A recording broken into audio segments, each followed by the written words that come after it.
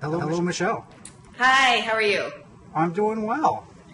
So we should probably introduce ourselves. Yes, you go first. Okay, my name is Michelle Goldberg. I'm a senior contributing writer at Newsweek and the Daily Beast, and the author of a couple of books, including The Means of Reproduction. And I am Conn Carroll. I am a senior editorial writer for the Washington Examiner. And so we are talking today about Occupy Wall Street. And we were going to, and you had, when we were talking before we started recording, you were saying, why now? And Right.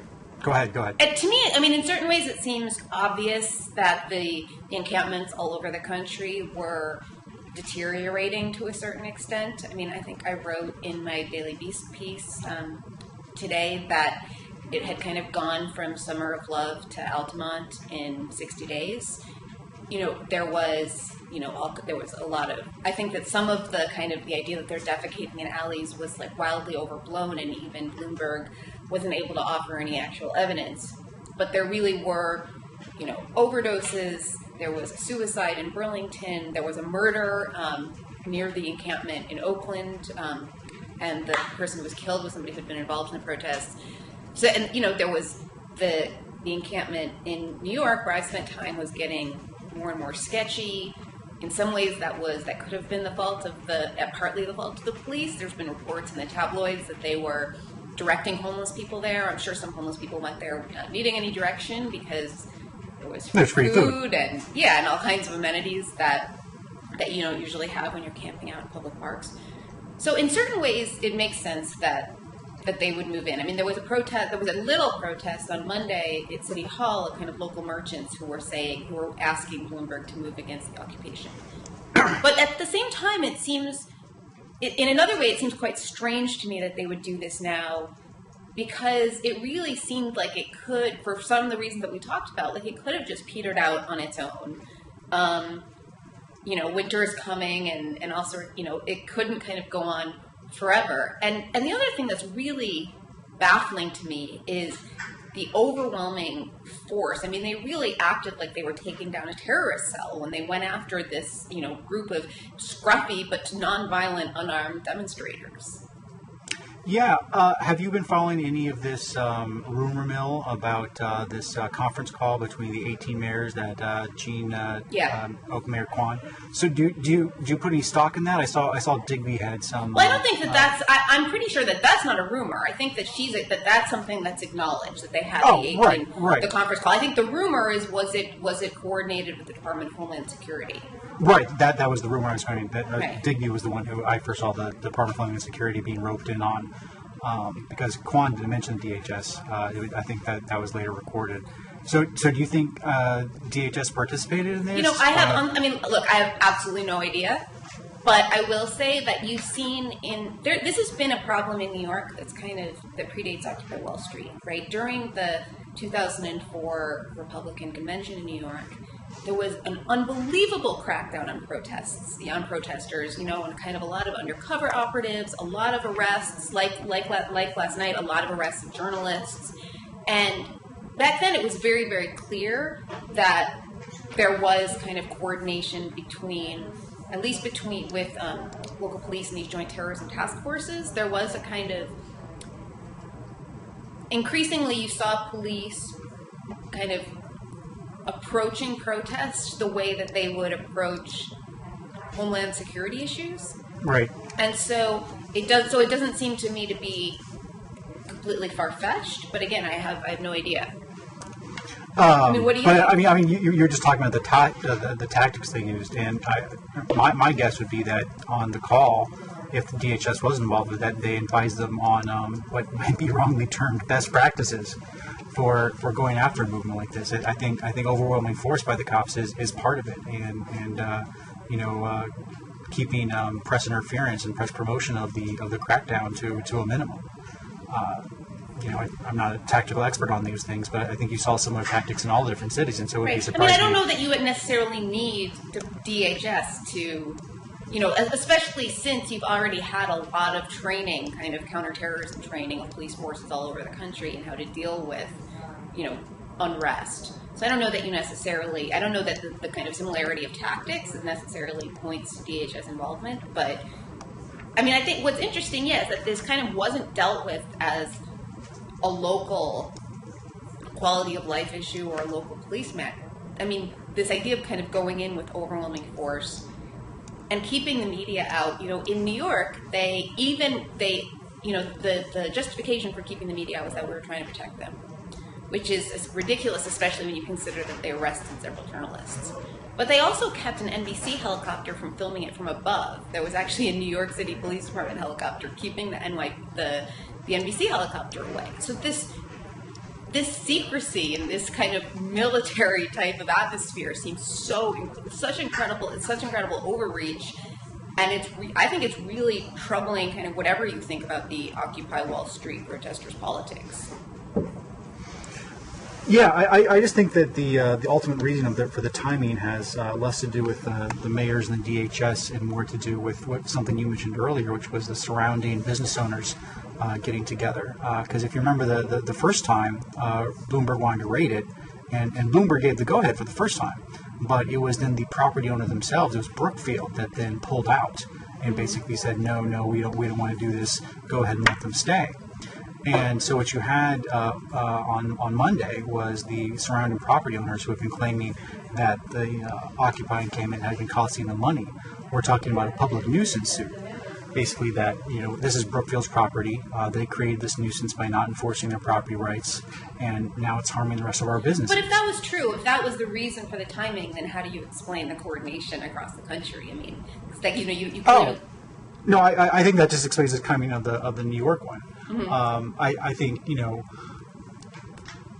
we talk about Occupy Wall Street like it's been broken up, but it has in Wall Street, and it has in Oakland, and it has in Denver, and it has in Portland, Salt Lake City. But there are still tons of other cities where these encampments are still going on. Occupy LA, which is always bigger than Occupy Oakland, is still going on. Occupy Boston, where there's been a couple of drug arrests, is still going on.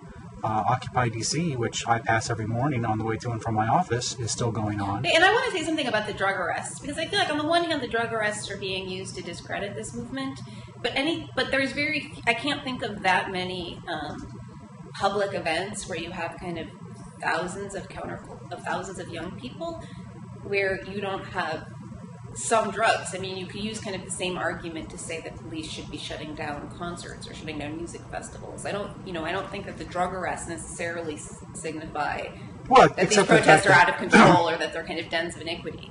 Right, except for the fact that concerts happen and then they stop happening. Whereas Occupy encampments, by their very nature being occupations, don't stop.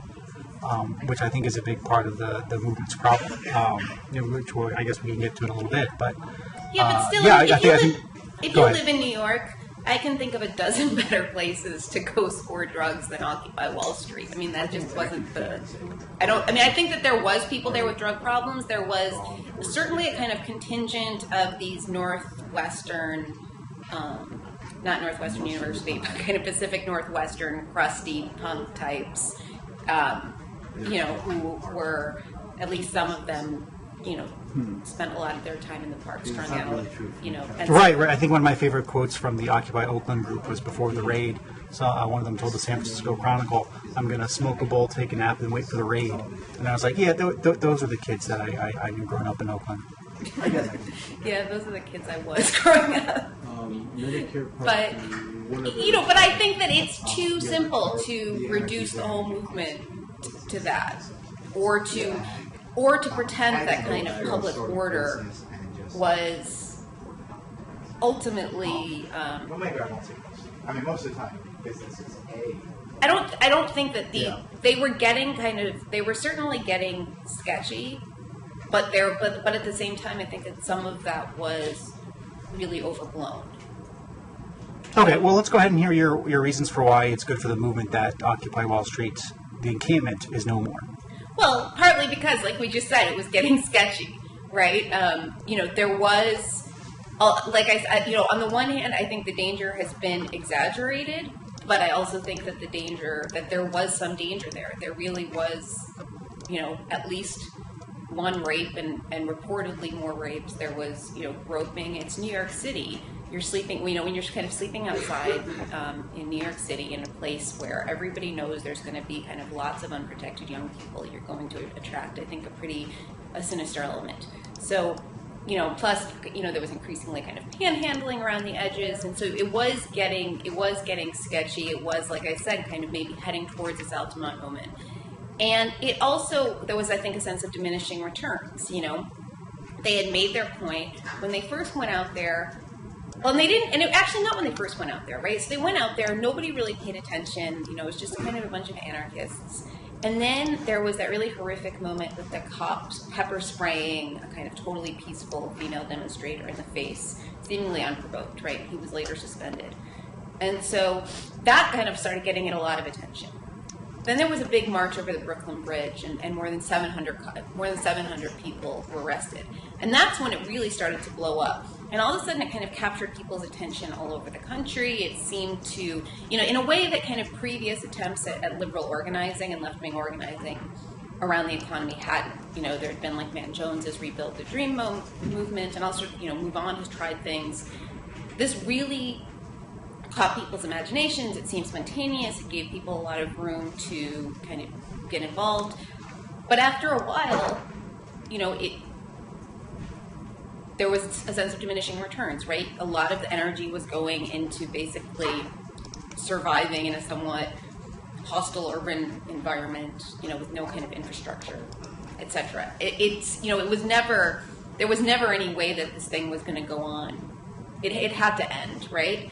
And especially, well, no, I agree, but it just seems that a lot of people actually there and participating didn't see it that way. I mean, you know, I was watching the live news feed yesterday of the occupiers anticipating the judge's verdict on the order on whether or not they could bring their tents back in the parks.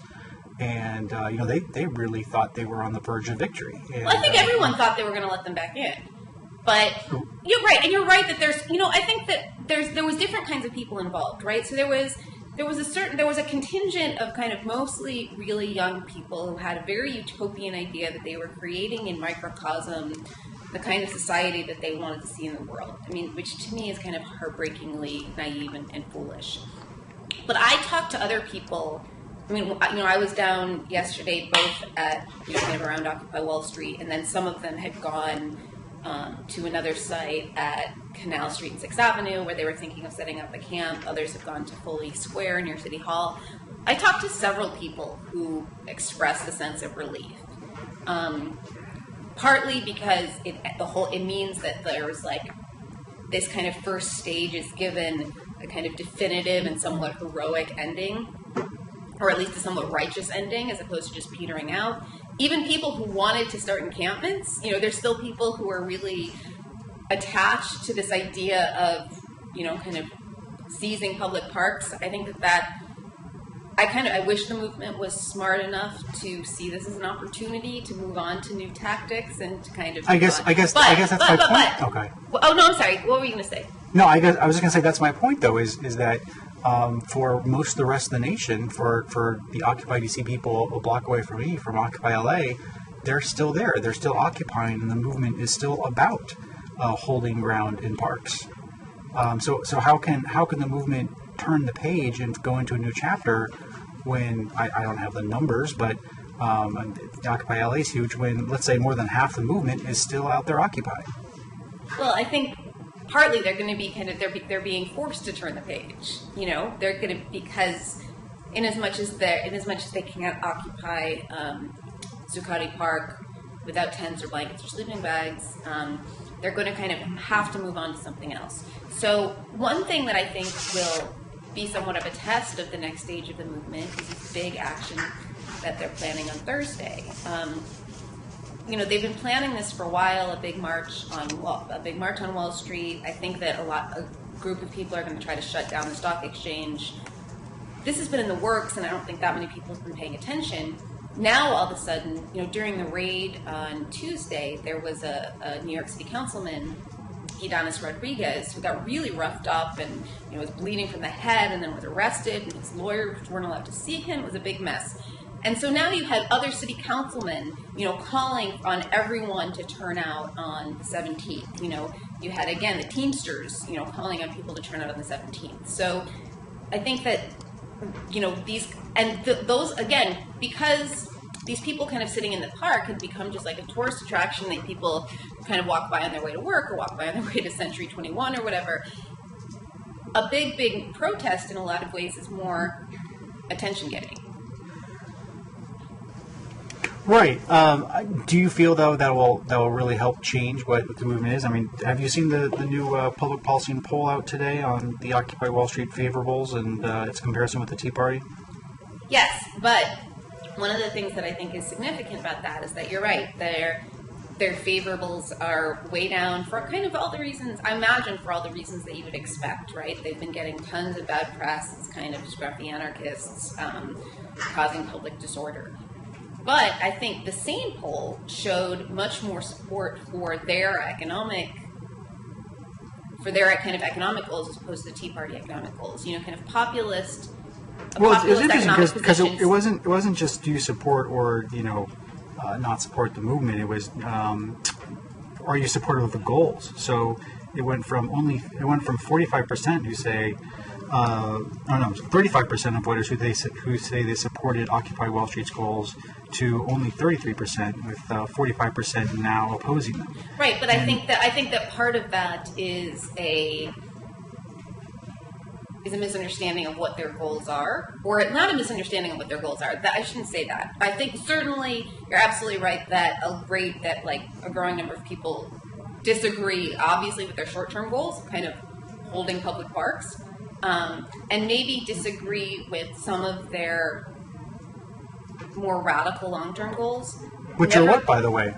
Well, that's really hard to say because, again, the movement is so diffuse. It's hard to blame the American people for not agreeing with them if they can't even come up with what the goals are. I'm not blaming the American people. I'm just saying that, nevertheless, the same survey, and I wish I had it in front of me right now, there's still a great deal more support for kind of government action against income inequality, taxes on millionaires, that sort of thing. So, which is at the bottom, I think it's lost among kind of all the subcultural self-expression of Occupy Wall Street. And you're right, the movement hasn't put forward any goals. Nevertheless, at the most basic level, by kind of saying we're here to protest Wall Street, we're here to occupy Wall Street, at its most basic level, it was a protest about economic inequality, the concentration of wealth and power in the hands of, the quote-unquote 1%, right? The kind of the 99% versus 1% frame is, pretty integral to the movement. And what is this? While people, I think, say that, they're losing support, they don't support Occupy Wall Street, what they say is its goals, they actually still do support kind of economic policies to make the 1% pay more of the national burden. They support policies to, again, kind of equalize the growing wealth gap in this country. So, I mean, it's interesting. It's the rights. Oh, go ahead. I was going to say, but when hasn't that been true? When haven't higher taxes on the rich not been a majority position in the United States? No, you're right, and that's a good point. So, but nevertheless, I think and that's one of the interesting things about our politics is that this seems to always be a majority position that still the majority is totally unable to enact, and that's kind of part of what this protest is about. That the majority want this, and the majority is never able to achieve it. And one thing that I think Occupy Wall Street has really succeeded in doing is forcing this debate.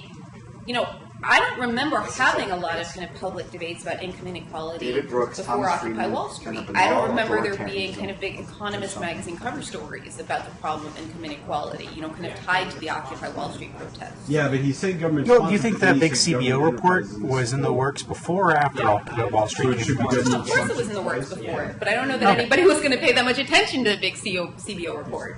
Okay. Fair enough. I mean, I as someone who covers this stuff, I just don't think. I mean, there was definitely more attention to it, but it's not like the income inequality debate, didn't exist beforehand. I mean, Tyler Cowen wrote his, Great Stagnation book way before the Occupy. Right, but you're talking about wants. Oh my God! Yeah, he really said that. As opposed to kind of cable television. You know, I don't think I've never seen Tyler Cowen on any of the kind of evening news shows, although I could be wrong. No, and he's still not. Although he was on Diane Reed today. But I guess that feeds into the what next question. I mean, you've gotten Morning Joe to talk about income inequality. Although Morning Joe, when it comes to policies that to combat that, they've been for higher taxes on the rich since forever. So I don't see the change there. I mean, we may be talking about income inequality a little bit more, but we still have a bunch of Democrats calling for higher taxes on the rich, which is not a change in anything. Incredible. Well, again, I think that one thing that this is kind of This is what he said on Ingram? is the fact that there is this kind of majority support for this position that nonetheless seems to never, again, I think that this is an important problem in American politics. I don't know that they've gotten us that much closer to the solution, but I think that they have kind of highlighted the fact that there is majority support for economic policies that nonetheless never seem to get anywhere, which in itself, I think, illuminates one of the fundamental problems of the way power works in our democracy. Well, definitely people are unhappy. There's no doubt about that. And just to round this out, the public policy polling actually did a head-to-head question of who do you have a higher opinion of, the Tea Party or Occupy Wall Street, and Tea Party won 43-37. With independents siding heavily with the Tea Party. That doesn't surprise me all that much. I think, again, I kind of agree with a lot of, parts of the message of Occupy Wall Street. I also have long thought that it's that there's this kind of unfortunate politics of self-expression on the left, and part of it too is that the kind of the far left in this country, or even people who identify themselves as kind of leftists as opposed to liberals, have almost no political representation. They're almost completely outside of the system. I mean, there were certainly a couple of politicians who said kind words about Occupy Wall Street, one or two who tried to speak at Occupy Wall Street rallies, although I think to their eternal shame, the Occupy Atlanta people refused to let John Lewis address them. But nevertheless, they mostly have, no representation. They certainly don't see, say, Nancy Pelosi or even someone like Bernie Sanders as representing their ideology. And so they've identified, I think, a politics of kind of celebrating their own marginality, celebrating their own. You heard this a lot from people at the campsite, that just kind of by being there and expressing themselves and kind of creating their own alternative forms of living, I've donated pizzas, but still creating their own alternative forms of living, that they were somehow doing something radical that was going to point the way to the future. No, I think that's madness. I agree. I think that's why it's a big problem for the movement to begin with, and it's going to be a big problem for them to have an existence after the occupations are over. Well, I think they'll have an existence after the occupation is over. They'll keep up these protests, and again, I think I guess my point was about why they have kind of lower approval ratings. The Tea Party is an extremely nationalistic movement. It kind of wraps itself in the iconography of America, and particularly Middle America. Whereas the Occupy Wall Street movement, just kind of stylistically, the style is a kind of a global anarchist movement that's really foreign to most Americans. So just on a kind of purely kind of cultural and stylistic level, I think it's likely to do much worse how you in doing? these kind of polls. Well, Again, I guess my question is, the Tea Party, love it or hate it, it had real effects in the political realm, and it affected public policy. I mean, you had incumbent Republicans in Utah and many other states get voted out in primaries. It shifted the Republican Party strongly to the right, to the conservative direction. And I guess my question is, do you think the Occupy Wall Street movement has the wherewithal to have such similar success?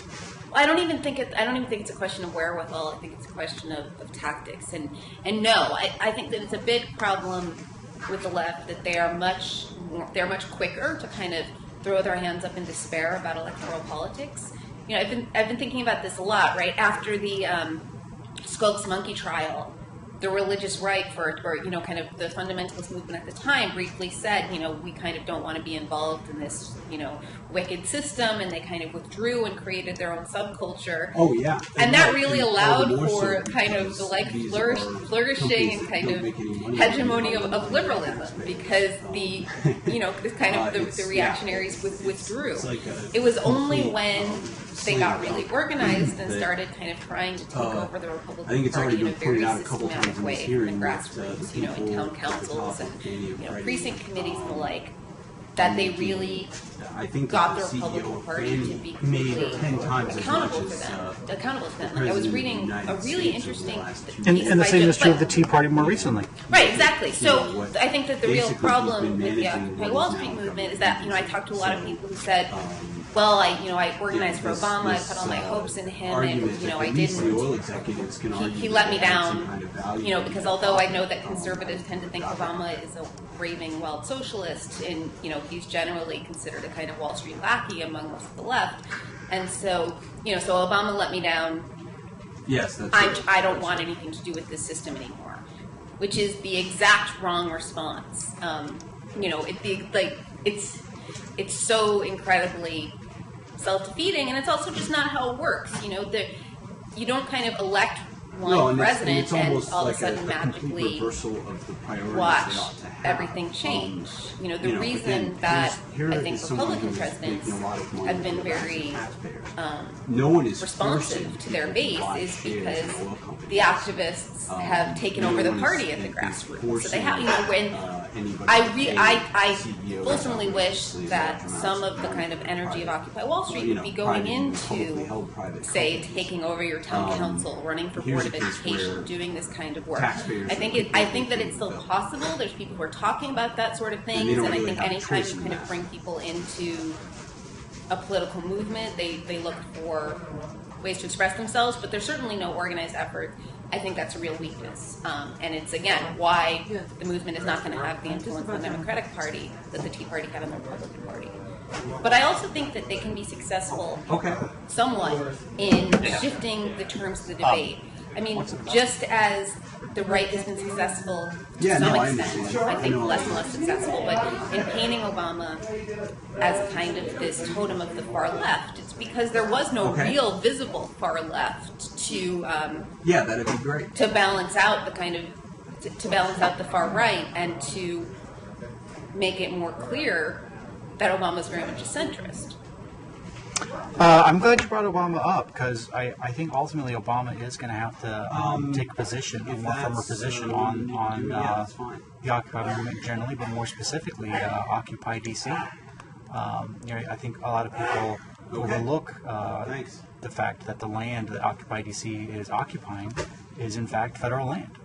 When you look at the New York occupation, it wasn't until the actual property owner, Brookfield Properties, gave the green light that Occupy Wall Street got the heat. And what are the rules around the federal land that Occupy DC is using? In the Code of Federal Regulations, there's no camping allowed.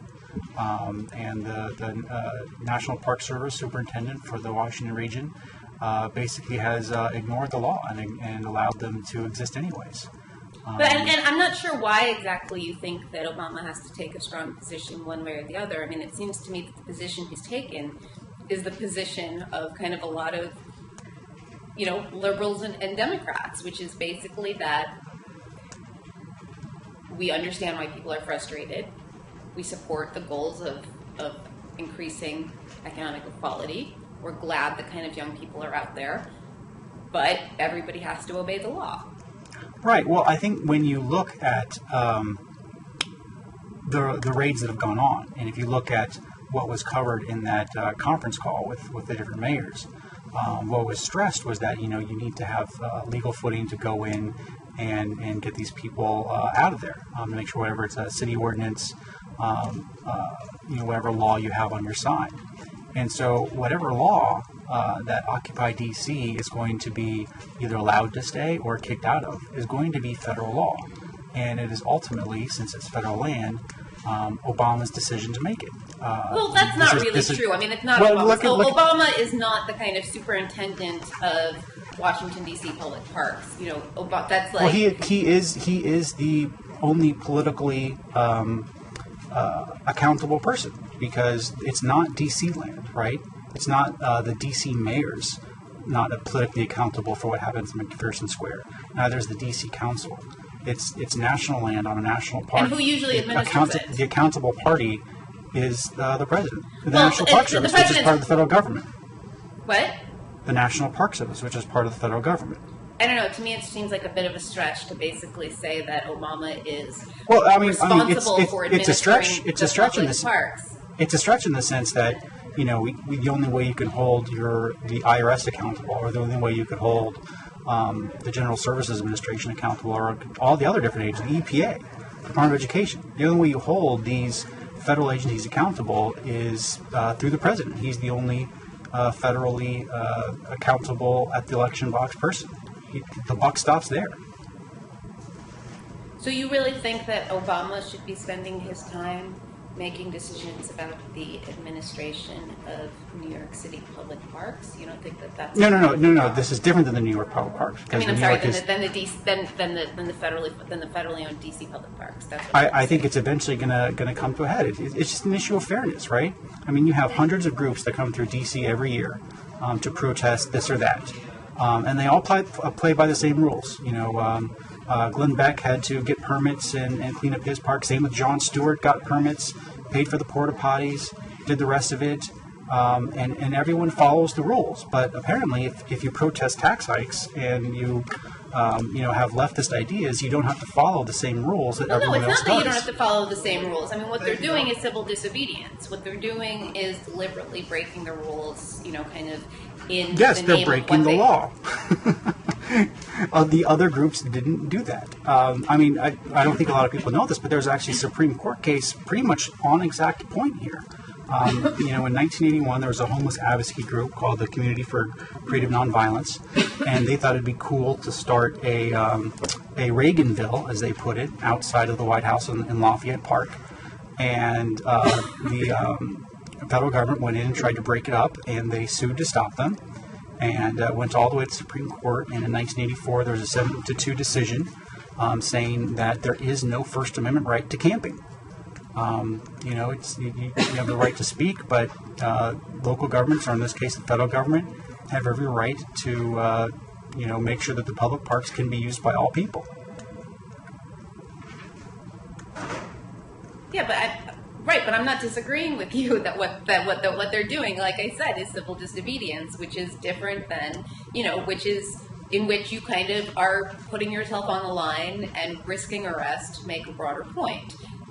And all I'm saying is, at some point, Obama has to make a decision about whether or not he's going to arrest them for breaking the law. And I think that what I am saying is, again, that to me these are kind of fairly, several levels below Obama's pay grade. At some point, the person who administers the park is going to have to make a decision about, enough is enough, or else it's going. But I think that it just strikes me as a huge stretch to. So who do you think should make that call? Do you honestly? And how do you think people should hold that person accountable? Well, in the same way that they hold people accountable. I mean, the IRS makes decisions all the time. The Bureau of Alcohol, Tobacco, and Firearms makes decisions all the time. All of these agencies make decisions all of the time. Obama might be accountable in a vague way, but I don't think that he is, again, responsible for the administration of McPherson Square, except in a kind of 12 steps removed bureaucratic sense. Right. I don't think he's responsible for the day-to-day, make sure the trash gets cleaned up in Lafayette Park. But on a big call of whether or not Occupy DC should be allowed to say or not, I do think that eventually has to reach his level if this drags on long enough. There's a huge amount of problem with the permitting process for protests in DC. And again, I think I've never heard anybody who's kind of been denied a permit or has had problems with the permitting process kind of suggest that is the president's fault or the president's responsibility. And so, again, right, that's because for the most part, tons of protests do happen. People see it happening, and no one's upset about it. But imagine a situation where the permitting process was so terrible that. Wait, can I ask you a question? Because I Sure. don't know about this. Sure. What is the role of the Washington DC police in policing the Pearson Square? I mean, presumably they have authority there. If not, no, I'm sure they have authority to go in there, but it's actually the U.S. Park Police that would have the responsibility to move them out, or to enforce the rules there. And who's the head of the U.S. Park Police? Well, the Park Police is part of the National Park Service, and the Park Service is part of the Interior Department, and the Interior Department is part of the federal government, which has its own department head, which is on Obama's cabinet. Okay, I mean, I don't have really strong feelings about this either way, but again, it seems to me to be certainly a stretch, and I also kind of, I guess I could understand that conservatives would, rub their hands with glee at the idea to kind of throw this mess into Obama's lap. Perhaps I would be tempted to do the same thing if the political polarities were reversed, but it still seems kind of silly to me. You wouldn't want him to take a position either way? What? Well, as someone who supports the movement, wouldn't you want to see him either support it or come out against it? I think that he's taken the same position that I have, which is basically that, I wouldn't say he's taken the same position as I have. I think I think he's taken the only kind of reasonable position that a person in a position of government leadership could take, which is that I understand their critique, I understand their frustration. I'm glad to see young people getting involved in activism for economic equality, but they have to follow the law. I don't think that there's any case in which it's the job of the president. What? Except when they don't. But he's not saying that they don't. I mean, look, there's a but whole they're lot. not. And there's been all sorts of, I don't know about the arrests in, I don't know about what kind of arrests there have been in D.C. and they'll probably... I'm not talking about the arrests. I'm just talking about the camp's very existence is against the law. But isn't there, well, answer me this, isn't there a tradition, there is a tradition of kind of nonviolent civil disobedience in which people risk arrest, which is what I think they're doing. If your kind of argument is that the National Park Service is being remiss by not enforcing law against them. Right. The whole point of civil disobedience is to call attention to laws that are unjust, to motivate the people to then change those laws.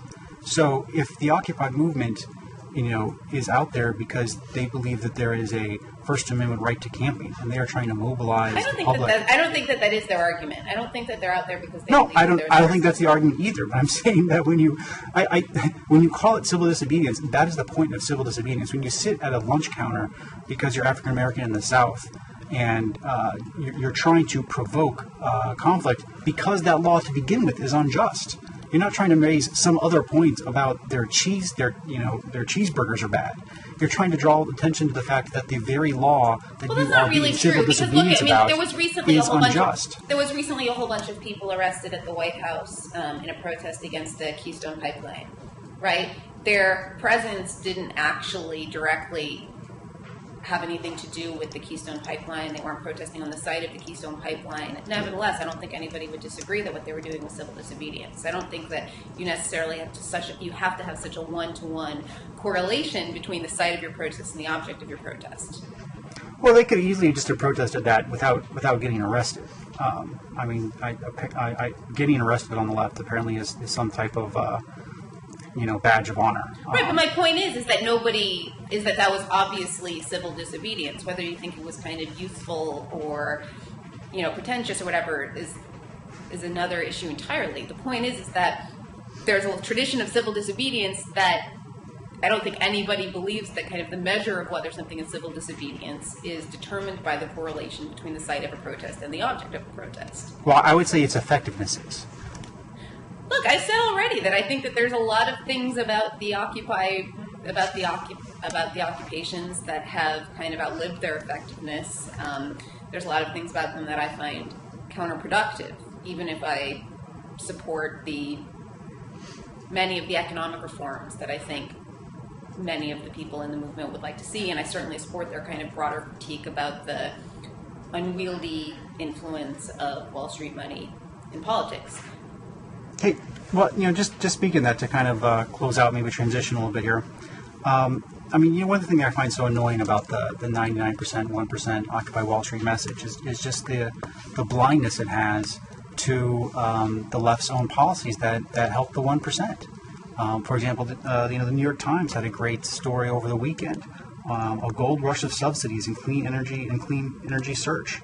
And it was about all the billions of dollars in energy department money that was going to the backers of all these solar firms. There's a couple things I want to say about that. I mean, first of all, I don't think anybody has argued that that kind of clean energy subsidies is the reason for economic inequality in this country, or is no, even but I mean, we're talking about the mixture of politics and Wall Street, and here we have a energy sector that, as according to the New York Times, the beneficiaries, quote, include financial firms like Goldman Sachs, Morgan Stanley, conglomerates like General Electric, utilities like Exxon, Energy, and even Google. Can I ask you a question? This is how the rich is getting richer in this country. That's not how the rich is getting richer. That is the reason. That is kind of such an infinitesimal part of the reason that the rich are getting richer.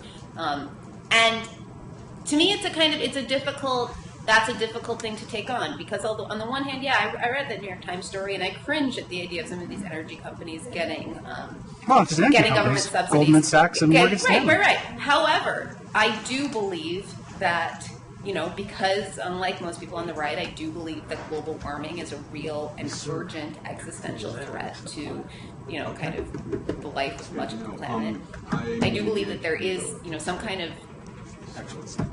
innovation in clean energy is really necessary. It's obvious that, we've heard in all of these debates, kind of a lot of kind of China bashing. There's a huge amount of anxiety in this country about China surpassing us. And one way that they're surpassing us is in the energy of the future. They're absolutely eating our lunch in solar panels.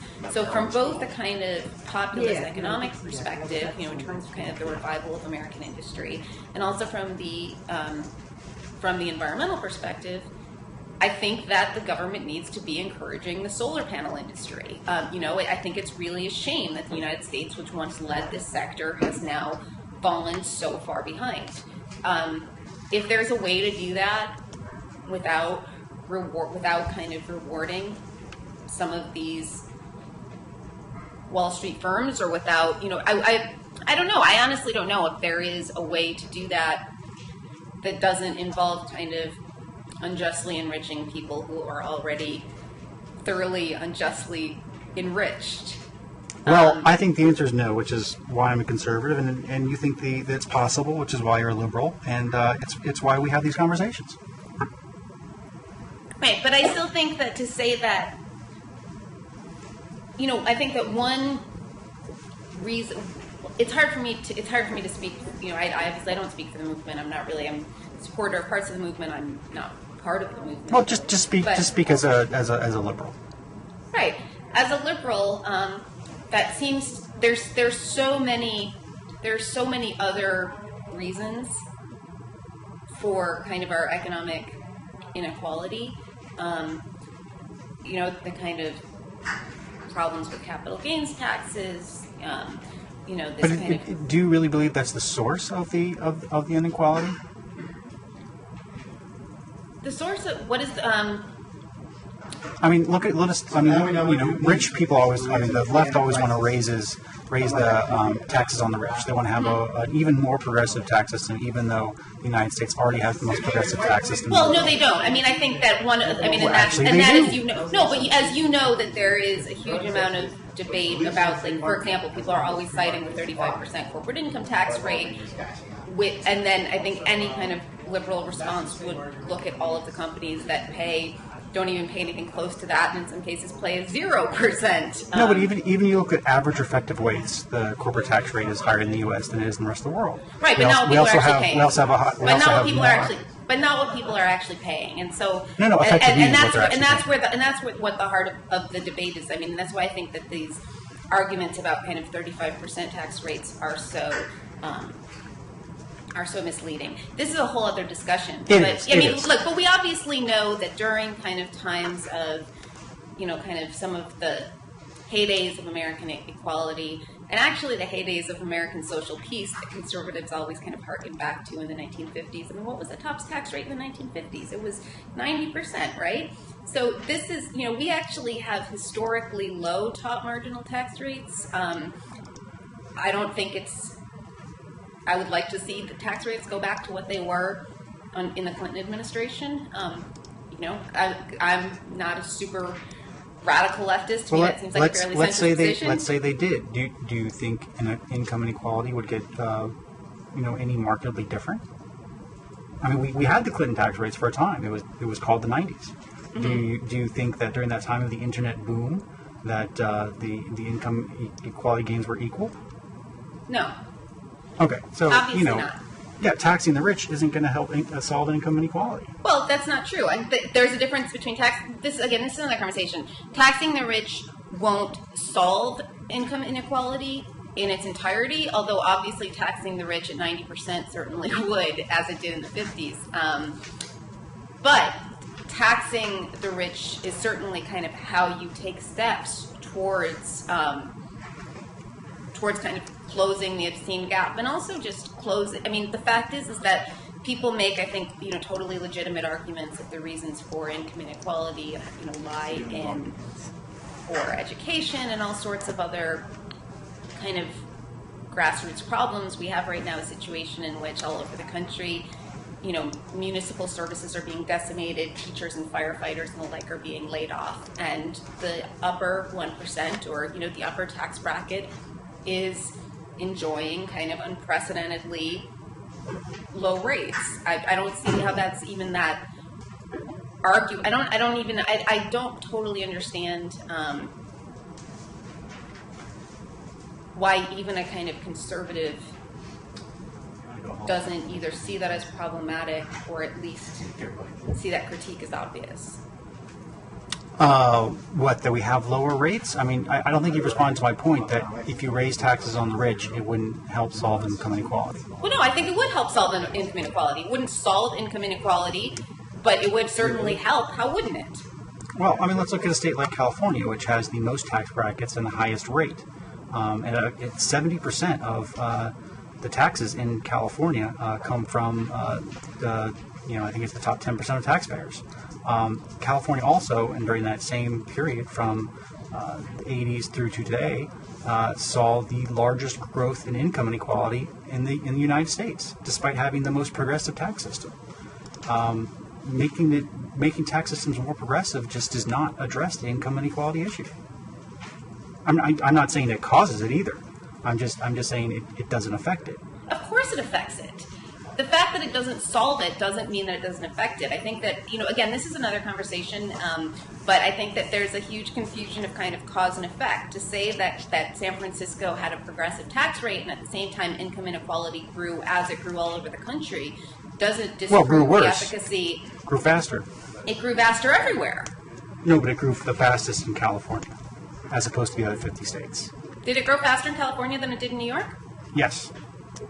I will link to the. It's actually a progressive think tank that did the study. Okay, I would like to see it, but I still don't think that. I still think that this is an argument about correlation and causation, and I would like to see a reasoned argument that it was the progressive tax rates that caused the rise in income, the growth of income inequality, as opposed to income inequality growing very quickly, particularly on the coasts. I mean, California is, where you have kind of Silicon Valley and where you have, kind of a huge amount of, right, these are the two, New York and California are kind of the two centers of the two places where rich people can get really, really rich. And so those kind of things, so the fact that that's grown at the same time that income inequality has grown, to me, does not, again, I don't see how that is just positive art, how that's an argument against a progressive tax system. But we should, I think that we should save this argument for another time. I agree. We're pushing 45 minutes. It's been a pleasure. Oh, yeah. Thank you so much. Okay. Talk to you. Bye-bye.